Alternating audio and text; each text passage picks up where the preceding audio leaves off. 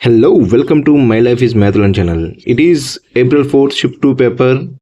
Hello, it is a third problem.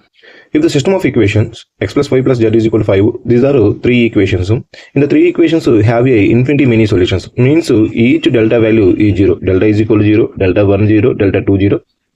So will be like that. So I will make the delta is 0. Here given that 1 1 1 1 2 3 1 3 lambda is equal to 0.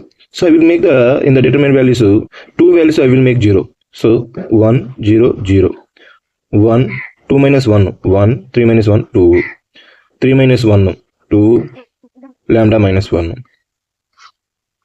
is equal to 0. So 1 into lambda minus 1 minus 4 is equal to 0. So lambda is equal to 5.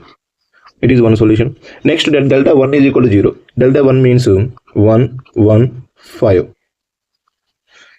1 2 9 1 3 mu 1 3 mu is equal to 0.